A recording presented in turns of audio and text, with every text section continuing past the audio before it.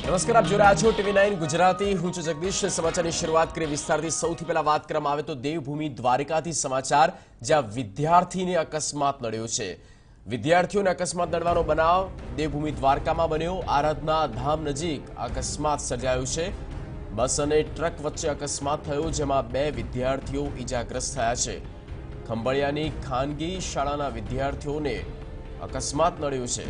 50 વિદ્યાર્થીઓ બસમાં પ્રવાસ માટે નીકળ્યા હતા અને તે સમય પર આ બનાવ વિદ્યાર્થીઓને અકસ્માત નડ્યો છે। આરાધના ધામ નજીક જ આ ઘટના બની છે। દિવ્યેશ વાયડા સંવાદદાતા ફોન લાઈન પર જોડાઈ ચૂક્યા છે। દિવ્યેશ, વધુ એક વિદ્યાર્થીઓને અકસ્માત નડ્યો હોવાની ઘટના બની છે આરાધના ધામ નજીક। સમગ્ર ઘટના બની કેવી રીતે, કોની બેદરકારી? જી જગદીશ, દેવભૂમિ દ્વારકાના ખંભાળિયા મથક પર આવેલી એક ખાનગી શાળાની પ્રવાસ માટે નીકળેલી બસ જે વહેલી સવારે નરારા નજીક પ્રવાસે જતી હતી। આશરે તેમાં 50 જેટલા વિદ્યાર્થીઓ અને શિક્ષક સહિતનો સ્ટાફ તેમાં સવાર હતો। વહેલી સવારે જે ઝાકળ જેવો વાતાવરણ હોય તેના કારણે જે રસ્તા ઉપર એક બંધ હાલતમાં જે ટ્રક ઉભો હતો તેમાં બસ અથડાતાની સાથે અકસ્માત સર્જાયો હતો। જોકે સદભાગ્યે કોઈ મોટી જાનહાનિ કે ઈજાના સમાચાર નથી મળ્યા। જે બસમાં સવાર જે વિદ્યાર્થીઓ હતા તેમાંથી 2 જેટલા વિદ્યાર્થીઓને સામાન્ય નાની ઈજાઓ થઈ હતી, જેને પ્રાથમિક સારવાર આપીને હાલ તેને ઘર જ પરત મોકલી દેવામાં આવ્યા છે।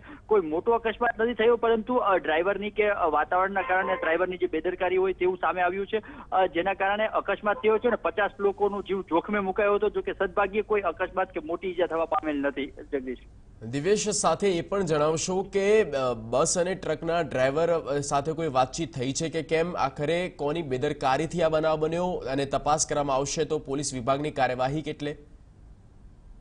જગદીશ, ચોક્કસથી પ્રવાસી બસનો અકસ્માત થયો છે તેને બનાવને ધ્યાનમાં લઈને જ પોલીસે હાલ તપાસ શરૂ કરી છે।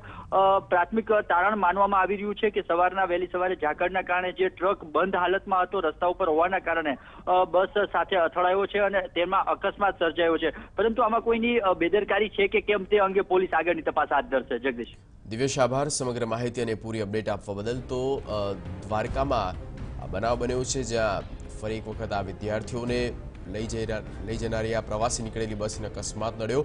મોટી કોઈ જાનહાની થઈ નથી, પરંતુ આ ઘટનાને લઈને 50 વિદ્યાર્થીઓ જ્યાં બસમાં સવાર હતા તમામનો જીવ બચી ચૂક્યો છે અને તપાસનો વિષય છે કે આખરે દુર્ઘટના બની કેવી રીતે, આ પ્રકારની કોની બેદરકારી? જોકે ઝાકળ હોવાની પ્રાથમિક અનુમાન પ્રત્યક્ષદર્શીઓ દ્વારા લગાવવામાં આવ્યું છે।